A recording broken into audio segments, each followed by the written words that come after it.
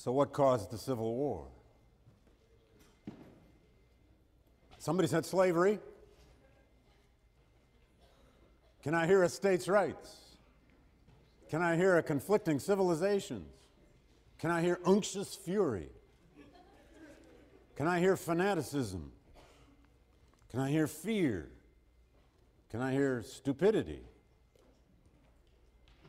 Can I hear goddamn Yankees?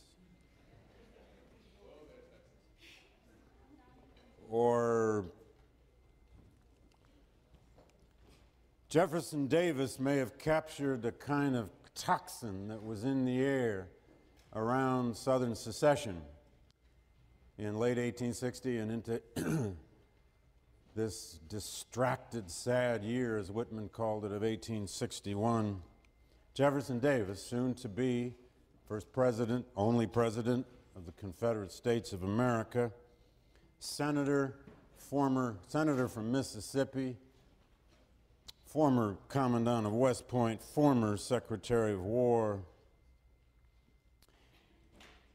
He tried to capture what the South was doing with secession with a certain dignified reserve here. This is at the very end of 1860, before Mississippi had seceded, but it's not far away. He said, "The South now," quote, "is confronted by a common foe. The South should, by the instinct of self-preservation, be united. The recent declarations of the candidate and leaders of the Black Republican Party," and Southerners miss no opportunity to rename the Republican Party 1,000 times, the Black Republican Party. At any rate, the recent declaration of the candidate and leaders of the Black Republican Party must suffice to convince many who have formerly doubted the purpose to attack the institution of slavery in the states. The undying opposition to slavery in the United States means war upon it where it is, not where it is not. That is, the Republicans did not simply oppose slavery in the territories, they opposed slavery in the slave states, and they would not stop until they had obliterated it. And the time is at hand when the great battle is to be fought between the defenders of the constitutional government and the votaries of mob rule, fanaticism, and anarchy. Yeah. Davis seemed to think a little bit was at stake for the South in 1861. However, after the war, Jefferson Davis wrote what is probably the longest, most turgid, belabored, 1,200-page defense of a failed political revolution in the history of language.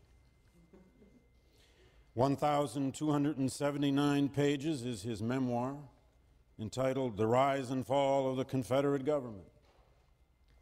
And by the time he wrote that or published it in 1882, he was arguing everywhere on storied, famous, legendary tours of the South. The war had absolutely nothing to do with slavery. Listen to just one passage of that 1,200-page defense of his constitutional movement. Slavery, said Jeff Davis by 1882, was in no wise the cause of the conflict, but only an incident. Generally, generally, Africans were born the slaves of barbarian masters, untaught in all the useful arts and occupations, reared in heathen darkness, and sold by heathen masters. They were transferred to shores enlightened by the rays of Christianity. Now, he goes on, I quote him. Blacks, said Jeff Davis, had been, quote, put to servitude, trained in the gentle arts of peace and order and civilization. They increased from a few unprofitable savages to millions of efficient Christian laborers. Their servile instincts rendered them contented with their lot, and their patient toil blessed the land of their abode with unmeasured riches. Their strong local and personal attachment secured faithful service. Never was there happier dependence of labor and capital on each other. The tempter came like the serpent of Eden and decoyed them with the magic word, freedom. He put arms in their hands and trained their humble but emotional natures to deeds of violence and bloodshed, and sent them out to devastate their benefactors. And I could go on and on with this particular incredible passage. What you have there in that 1882 passage is the core, the lifeblood of the lost cause tradition. In 1861, and you've read Charles Dew's book on this, in 1861, Southern leadership, at least until after Fort Sumter, argued every day in every way that they were about the business of preserving a slave society, a civilization based on slave labor, a racial system ordered by slavery, now threatened by these anti-slavery black Republicans. In the wake of the Civil War, however, so much energy will be exercised, not only by Southerners over time, to try to convince the American people and the rest of the world that this event was not about slavery. In a speech in 1878, like many other speeches he gave in the last third of his life, Frederick Douglass was at that point, 1878, already fed up with lost cause arguments about what the war had been about. He was also already early in the process fed up with the ways in which Americans were beginning to reconcile this bloody, terrible conflict around the mutual valor of soldiers, and in his view, forgetting what the whole terrible thing might have even been about. At the end of a magnificent speech he gave at a veterans reunion, he said this: "The Civil War," this is Frederick Douglass, "was not a fight between rapacious birds and ferocious beasts, a mere display of brute courage and endurance. It was a war between men of thought as well as of action, and in dead earnest for something beyond the battlefield." He went on and on and on then to declare that the war had been about ideas. And he described the difference between those ideas, as he put it, was the difference between, quote, barbarism and civilization. Now, I'm going to spend this lecture just reflecting with you on first secession, because I left you hanging in the air about the various explanations of secession, interpretations over time. And I want to revisit that at least briefly. And then I want to take you through a little quick survey of the interpretations of Civil War causation over time. It's fascinating to understand how in the past, now nearly a century and a half, Americans have gone through this topsy-turvy, twisting inside out, changing view of what caused that war. But back to secession. I left off with saying I was going to offer you 5 different explanations. I don't think they're all equal, necessarily, but they're there. In some ways, they kind of fold into one another. And I'd already talked about how the preservation of slavery, a slave society, a society ordered by slave labor, and so forth,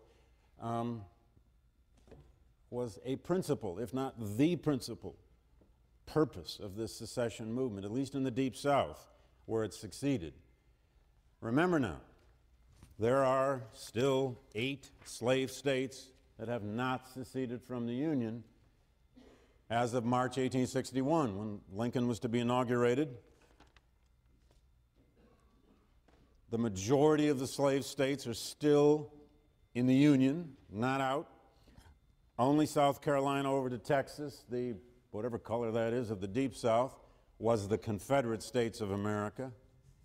Had it remained only those 7 states, it's hard to imagine exactly how the Confederacy would have mounted a war effort, conducted and created a foreign policy, and managed, if the Lincoln government decides on war, or coercion as the South will call it, it's hard to imagine how the Confederacy would have survived as long as it did.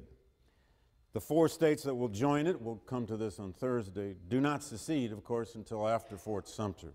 Virginia, North Carolina, Tennessee, and Arkansas, in their initial secession legislatures or conventions, either chose not to vote or voted secession down, which Virginia decisively did before Fort Sumter. And it's only after the firing on Fort Sumter in April of '61 that Virginia will vote secession, and it's crucial, of course, given that it's Virginia, the size of Virginia, the significance and symbolism and power of Virginia, the geographical location of Virginia, and so on. A second explanation of secession, though, is what I would call the fear thesis. Fear of many kinds. And now this is, of course, deeply related to the first explanation of preserving a slave society. But in some ways, this was a racial fear as well. If you look into those secession conventions, and if you look deeply into all those quotations in Charles Dew's book, and he loads them on you, doesn't he? There's an even more immediate kind of racial fear among Southern secessionists, that they live on the potential of a racial powder keg, of the potential of slave insurrection over time, especially if the South and if slavery continues to shrink within itself.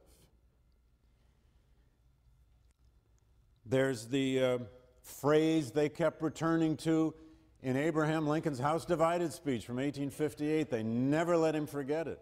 That he and the Republican Party, they said, we're going to put slavery on a, quote, course of ultimate extinction. That's fairly clear, isn't it?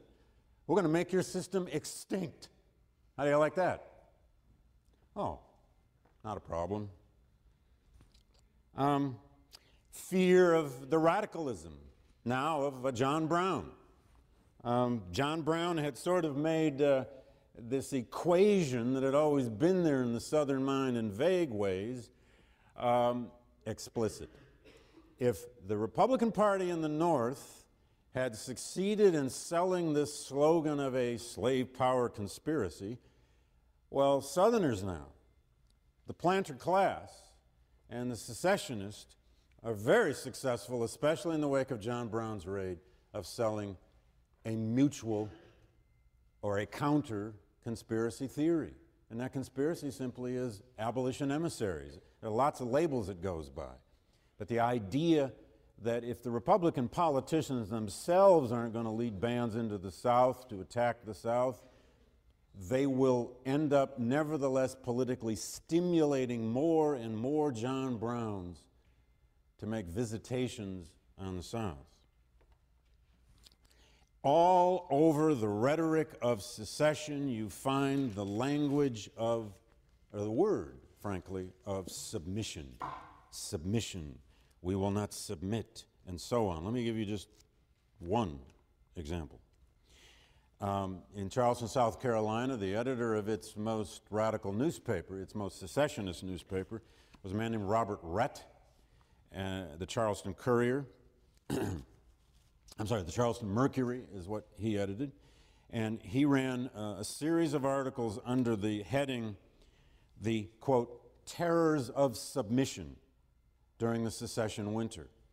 And in one of those pieces, Robert Rhett wrote, I quote, "If the South once submits to the rule of abolitionists by the general government, there is probably an end of all peaceful separation of the Union. We can only escape the ruin they meditate for the South by war." The ruin of the South by the emancipation of her slaves is not like the ruin of any other people. It is not a mere loss of liberty, but it is a loss of liberty, property, home, country, everything that makes life worth living. Rhett was full of some unctuous fury, without a doubt. There were Southern secessionists who absolutely believed that even any discussion of slavery's future in the U.S. Congress should be suppressed, that they would no longer live in a union. They'd even discussed what to do about the future of slavery. And I would say that there's not only a kind of racial fear, fear of loss of slavery by the planter class, but there's a certain kind of political fear going on as well. And that is the fear that Southern Pols now had. They'd had this for years, hadn't they? The fear was the growth now for them of a kind of minority status. That Republican Party in the North now had the potential, given the population of the North, this sectional anti-slavery party, had the potential to really take over the House of Representatives in huge numbers. Then you get Lincoln in the White House for 4 years, and what if you get him for 8, and he appoints the next 2, 3, 4, 5 members of the Supreme Court, and he can control the diplomatic corps around the world, and even more importantly, he can control patronage of the post office system, which in those years, believe it or not, was very powerful. Nobody gives a hoot about who runs post offices now, but boy, they did then. And what was at stake, and we can see this all over their letters, their diaries, their speeches and secession conventions, was a loss ultimately for the slaveholding class of what James Rourke and other scholars have called planter control. So to say, secession is about slavery is accurate, but there are layers beneath it in what I'd call a kind of fear thesis. A third explanation is what we might call, or a motivation for Southern secession, what we might call Southern nationalism. A sense of Southern unity, a dream for some Southern secessionists. They were a minority, surely over time, and they're even a minority, I think, in the midst of the secession crisis, but a dream over time of a Southern nation, an independence, of developing their own boundaries and their own potential expansionist foreign policy, where they would no longer ever be dependent on the United States federal government, on one compromise after another with Northerners. And now, to many Southern secessionists, it would be compromises with people they couldn't even conceive of compromising with. These free soil, anti-slavery, they believed, abolitionist Republicans. These Southern nationalists were led by people like Edmund Ruffin of Virginia, William Lowndes Yancey of Georgia, Robert Redd of South Carolina, James D.B. DeBow, who published the DeBow's Review, a very important Southern magazine out of New Orleans. It was a vision now of an independent Southern nation. In fact, Edmund Ruffin was so determined to try to gather the spirit of an independent Southern nation that in the wake of John Brown's raid, he got himself to Harper's Ferry and managed to collect 15 or 20 of old John Brown's pikes, these spear things that John Brown was going to give to slaves after his rebellion. And Ruffin sent one of those pikes to the governor of every Southern state. People were into symbolism. Now, it's interesting that this sense of a Southern nationalism, if you like, was born more, I would argue, of fear of an enemy than it actually was of any kind of planned vision of an organized nation. As numerous brilliant scholars of Southern nationalism, from Drew Faust to John McArdle and others, have argued, and I will come back to this in a couple weeks, a Southern nation did come out of this Confederacy, but it was born almost overnight and not by a lot of long-term planning. It was born more in resentment and defensiveness of knowing what they were against and who their enemy might be than it was actually born of a thought-out plan of what they were for.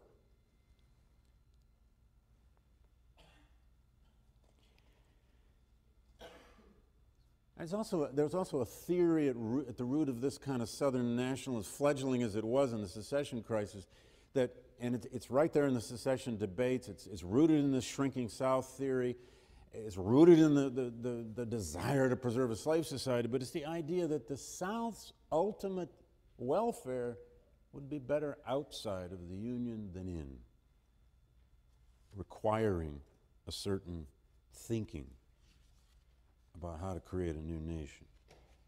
A fourth possible explanation, though I wouldn't hang too many hats on this one because it's rather vague. It used to have a lot of purchase among historians, is what we might call agrarianism, the agrarian thesis, the idea of King Cotton ideology or King Cotton diplomacy, or put more deeply, a kind of Jeffersonian yeoman idealism. This is the vague theory that secession was to protect an agrarian, agricultural, planter civilization. That the South was ultimately, they liked to think of themselves, even the leadership, as a people or a republic of farmers. Small farmers. Now, the majority of them were small farmers. The real South, this argument was not in the slave-owning master class, but in the men of the soil, protecting a way of life against all that ignoble, go-getter, money-grubbing Yankee individualism. And there's something to this. You can find these arguments all over the secession debates as well. Separate from those New Yorkers. They're going to take your wallet. Or as the saying went, you could hit a Yankee, he wouldn't hit you back, but he would sue you. This had a real vogue back in this interpretation back in the 1920s, 30s, 40s, even into the 1950s and beyond, among historians like Frank Owsley and others. And its spirit, if you like, is there in the Confederate anthem, not Dixie, but the other Confederate anthem, the Bonnie Blue Flag. You don't hear that as much, but there's a verse in Bonnie Blue Flag that the soldiers sang all the time. It goes like this, and listen for its ironies. We are a band of brothers native to the soil, fighting for the property we gain by honest toil. Whose honest toil? Property. Well, for a yeoman farmer, that lyric made good sense. And fifth, you can also argue that secession is deeply rooted in some have argued this, certainly Bertram Wyatt Brown has and others, is rooted in this notion of a tradition of Southern honor. The thesis that at the heart of the Southern planter class in particular, at the heart of their cohesion, their self-understanding, and their worldview was a set of values by which men, especially planters, defined themselves and therefore their society. And when those values were threatened, they circled the wagons in defense. These were the manly virtues, the argument went, of honesty, trustworthiness, entitlement, social rank, the willingness to defend one's honor, blood, lineage, family, and especially home or homeland, to defend one's community against not only invasion, but also insult or humiliation. To save face in the presence of one's critics, one's enemies. Nothing could be worse, said the honor code, than public humiliation. disputes to the man of Southern honor were personal, not a matter of law. And there comes a time, the argument went to hell with the Supreme Court, to hell with compromises in Congress. This is personal, they said. Now, this one's hard to throw darts at and make it stick. You can see the language in the secession movement. We must defend our honor. We must defend our society. When is the Southern secessionist planter speaking from honor? And when is he speaking from the preservation of a slave society? And when is he speaking from his sense of agrarianism? When is he speaking from a vision of an independent Southern national future? Is never easy to know. But you can hear it in James Jones, for example, a leading South Carolina secessionist in the South Carolina Secession Convention, who got up at the end of the arguments and he said, well, folks, quote, if we fail, we have saved our honor and lost nothing. Now think of the logic there. Of course, he doesn't really know precisely yet what they're going to fail at. If a whole civilization goes down in ashes, if a society will be destroyed at its root, you've lost nothing. Some of these same guys who were so caught up in defense of honor, of course, loved Shakespeare. They especially loved plays like Henry IV. When Prince Harry is lecturing his soldiers to die with honor, because if you die with honor, you've lost nothing. Now, in your more modern sensibilities, life usually doesn't equate with nothing. But mix all those explanations up together and fold in a little ambiguity, and you can begin to explain secession. A final parting word, though. Did the South have the right to secede? Let's just have a show of hands. Just a poll. Did the Southern states have the right to secede in 1861? Yes. All right. No. Bunch of Yankees. Not sure. You people are honest, because this is a constitutional theory that is very old and never ending. But not sure down here in the front. A teaching assistant is not sure, and he's remaining not sure. David Hewson is a prophet of ambiguity. You got to watch him. He burns question marks on your front porch, if you're not careful.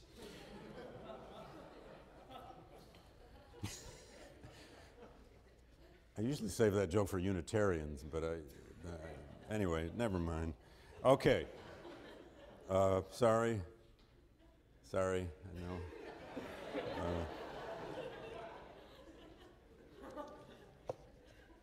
Very quickly, though, in 1861, of course, people had to make huge decisions here, not the least of which was Lincoln and his circle of Republican advisors. But Lincoln was very clear on this. We're going to come back on Thursday to this whole question of what Lincoln's policy was there in April 1861 and why he moved with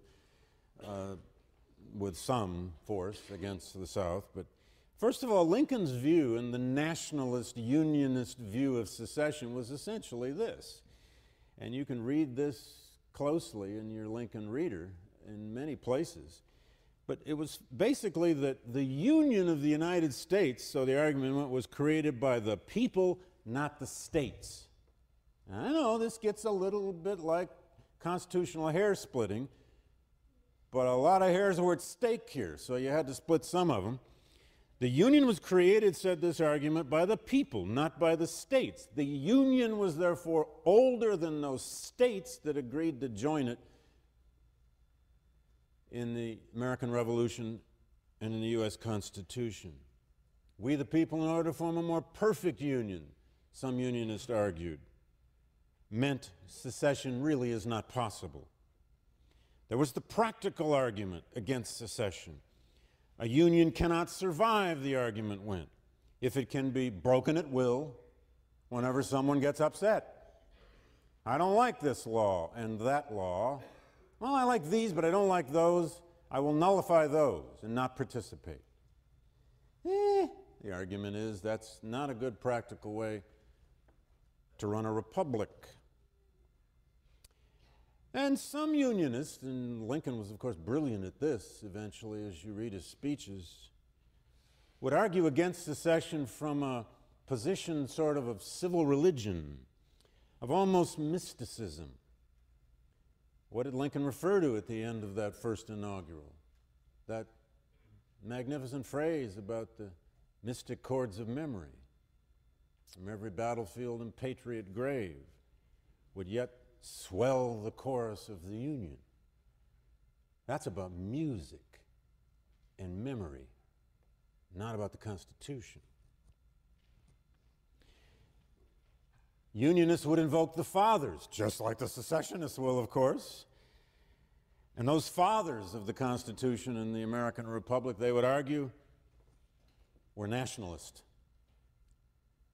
They wanted a more perfect union out of a union that wasn't at all perfect. And sometimes they would even directly invoke Chief Justice John Marshall, the Virginian, the first great Chief Justice of the Supreme Court for 25, 30 years, and the forging of that institution of the Supreme Court into a national institution of cohesion and a certain power. Now, the states' rightists, the secessionists, of course, will argue, no, they will say. Constitutionally, the Union, they will argue, is a federal union. Federal in the sense that it was a compact, a contract between its founders. And the founders were the states that chose to join it. And they will argue that states voted in the Continental Congress. States voted on the Articles of Confederation. States voted to approve the U.S. Constitution or not. States voted to ratify the Constitution, and so on. Then they will go to the reserve clause of the Constitution. All powers not given to the federal government in the Constitution, in Congress, are, quote, reserved for the states. That beautiful, wonderful, tortured and ambiguous, but in some ways brilliant provision of the Constitution. They will go to the language of experiment in republicanism. They will say the American Republic has been an experiment. It's been a fascinating, wonderful, world historical experiment. But you know what they'll say? It's just failed. And let us show you the reasons why and the way, and let us go in peace. It is our right. They will argue for the right of secession based on essentially the notion of a contractual theory of government, and that a contract in this sense, they will argue, can be broken. Now, as Alan Nevins once said, secession, though, after all the constitutional historians and lawyers have worked it through, is a matter of power. And, as Nevin said, who has the most guns? I'll leave that hanging for a moment. We'll come back to secession in the wake of Fort Sumter and the beginning of the war on Thursday. But let me take you through a quick survey of what historians have done with this story over time. I love this kind of stuff. The historiographical debates of historians is probably why some of us become historians. We like the arguments. Before I leave states' rights, though, it's of course a theory that's not going to at all die in the Civil War. Secession may have died. Well, maybe. I'm never say never. Who knows? Kosovo just seceded from Serbia, and Russia is making a big stink over it. And I was listening to a Canadian radio station last night. Don't ask me why, but it's what comes on right after NPR goes off. And the Quebecois in Quebec are using the Kosovo model now to rev up once again the possibility of Quebec's secession from Canada. So watch out. Got to follow this.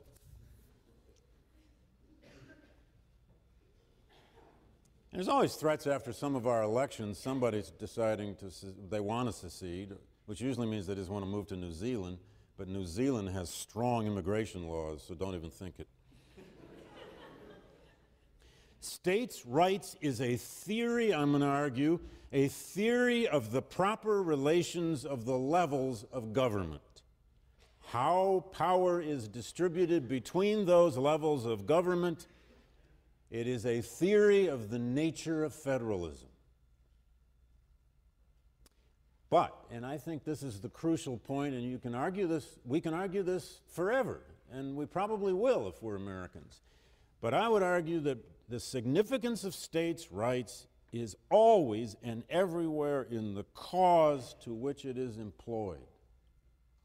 States' rights for what? A state's right to do what in the interest of what? Now, throughout our history, some things have happened first in states. Women's suffrage happened in states first, and then grew over time into finally a federal right to vote for women. There are many other cases. States' rights is not always a conservative or reactionary idea. It is sometimes a progressive idea. One might believe in more local state control, but to what end? For what purpose? To advance what issue, cause, what principle? Just make your list of issues. And where would you start first? For stem cell research, for gay marriage, for or against. Where did the right begin? School curriculums, the right to vote, women's economic rights, reproductive freedom, collective bargaining for unions, and on and on and on. Old age pensions began first in some states in the progressive era, before we ever had a national social security. The Civil War didn't eliminate states' rights. It has this sloganeering power to it that never gets much analysis. Well, all right. Now, somewhere in this outline, I listed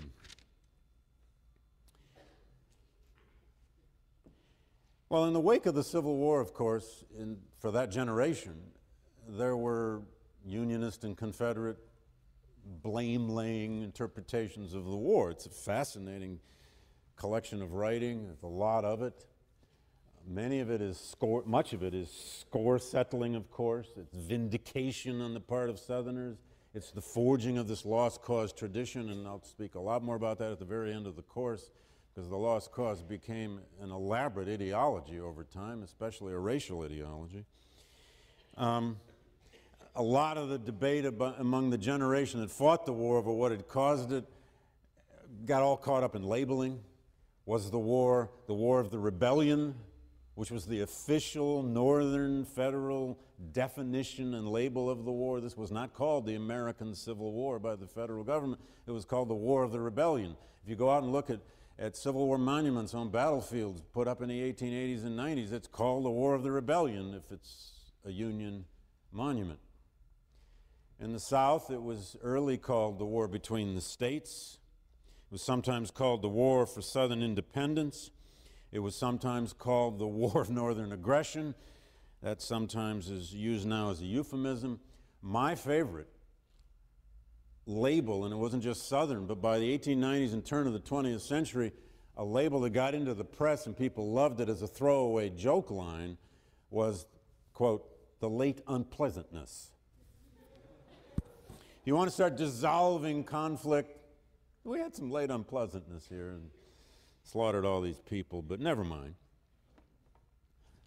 Now, I'll pass on examples of this Unionist and Confederate tradition, and perhaps we'll just revisit this at the end of the course, because that's perhaps where it belongs anyway. But by the late 19th century, the 1890s to be exact, and into the early 20th century, one historian named James Ford Rhodes, and this kind of nationalist tradition in which he wrote, had a tremendous impact on the way the vast majority of Americans would come to understand Civil War causation. Rhodes was a gifted amateur, a gentleman's scholar. He was born in Cleveland, Ohio in 1848, so he was a boy and a teenager during the Civil War, but too young to have fought. But he grew up helplessly fascinated with this event that forged his life, his world. He's very wealthy. He retired to Beacon Hill in Boston, and between 1893 and 1907, a 14-year period, he published his 7 volumes, a series called History of the United States from the Compromise of 1850. They didn't worry about boring titles in the 19th century. That title would never fly through a publisher today, but that's what it was called. 7 volumes, Rhodes wrote. Now, on the one hand, Rhodes said the Civil War was caused, he developed this sole cause theory. And he said the sole cause is slavery. Make no mistake, it's slavery. But it's what Rhodes did with this that is really important, and it is still alive and well in our culture, and you can't kill it. He said the war was caused by slavery, it was an irrepressible conflict, but he focused on slavery as a system, on cotton and the cotton gin, not upon any moral element to the story of slavery and or abolition. Slavery was a national curse, he called it, never a national crime. Slavery was a broad force, almost like climate. It was almost like bad weather. And no one is to blame for bad weather. Southerners deserved, in Rhodes' view, sympathy and not censure. Slaveholders, he argued, should be absolved because they were themselves the victims of this system and therefore the victims of history. A tragic lot, destined to try to preserve a civilization that the world was beginning to pass by. He greatly admired antebellum Southern society and civilization, and there's a certain nostalgia in Rhodes' work for, my God, what we lost in the great planter's world. He rose Robert E. Lee to the status of national hero. He didn't do it alone. There were a lot of people helping him with that by 1900. That's Robert E. Lee, who led the Confederate armies, to national hero. I just thought I'd point that out. I was in Richmond 2 weeks ago giving a lecture. A woman came up afterward from New York or Boston, born and raised in the North, and she has just moved to Richmond. She's just full of enthusiasm, and she's the cultural attaché director or something for the city of Richmond now. And I was speaking at this new museum about the Civil War, and she came up to me and she thought, I want to know what you think of my idea. I think the first thing we need to do in Richmond is just tear down all those Confederate monuments. I said, oh dear. Oh dear. I didn't even know what to tell her. She if you could just take down that Robert E. Lee statue, and then that Stonewall Jackson statue, just take them down. Wouldn't everything be all right?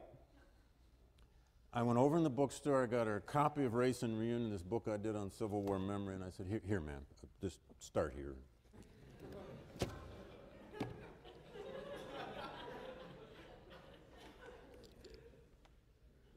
According to James Ford Rhodes, both sides had fought nobly, both sides had fought well. There was to be no blame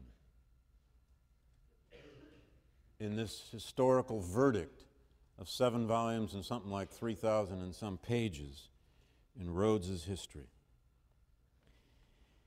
Now, This put in place, and I'll leave it there, a kind of nationalist, reconciliationist, quasi-scholarly, popular historical tradition through which most other interpretations of the Civil War causation would now have to pass or breathe or move.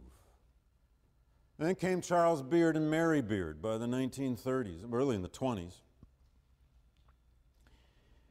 How to sum up Beard? Charles Beard, the great progressive historian, so-called, and by that label we mean those historians who came of age around the turn of the 20th century, first decade or two of the 20th century, and were still writing into the 1950s, some of them even into the 60s. They tended to see the world, especially by the 1930s. They tended to see the world through a frame of the Great Depression. While the frame of World War I, and then a frame of the crash of '29, and the worldwide Great Depression of the 30s, they tended to see history as essentially a story of economics, essentially a story of capital and labor, of wealth as an engine, or the pursuit of it as an engine of history. Charles Beard wrote a great book in many ways. We now can look at it and see all kinds of holes in it, a book called The Economic Interpretation of the American Civil War. He saw the South and the North as essentially two economies, two civilizations, two economies. There are rarely any people in Charles Beard's work. There are economies. There are systems. There are economic forces. There's cotton and free labor. There's shipping and merchants in the North, and there are planters in the South. There's the telegraph spreading across the North. There are canals, and there are railroads. And in his interpretation, the South rebelled to try to preserve its economic way of life. And ultimately, the Civil War, in Beard's view, wasn't really about any particular ideology. But that is any racial ideology or any pro-slavery or anti-slavery ideology. It was two economic systems living together in the same society, the same nation, and coming into conflict with one another in unsolvable ways. Forces meeting at a crossroads, and they had to clash. Beard is laden with inevitability, as any great economic determinist usually is. He called the American Civil War, famously, the Second American Revolution. But by that, he didn't mean what Bruce Levine and Eric Foner and many other historians of, well, my generation and the generation before have called it, when we've called it a Second American Revolution. What Beard meant by that is a kind of great dividing line between an agricultural era and an industrial era. All right, my clock says I'm running out of time. I'm going to leave you hanging on this limb of wondering what the needless war school people argued. They thought it was needless, actually. But I want to end with this as a lead into Thursday. Walt Whitman wrote a poem about this year. He called it 1861. And here are just a few lines of it. To give you a sense, I think Whitman, as no one else could, captured what was in the heads of Northerners and Southerners. Armed year, year of the struggle. No dainty rhymes or sentimental love verses for you, O terrible year. Not you as some pale poetling seated at a desk lisping cadenzas piano, but as a strong man erect, clothed in blue clothes, advancing, carrying a rifle on your shoulder, with well-gristled body and sunburnt face and hands, with a knife in the belt at your side, as I heard you shouting loud, your sonorous voice ringing across the continent. Year that suddenly sang by the mouths of the round-lipped cannon. I repeat you, hurrying, crashing, sad, distracted year. See you Thursday.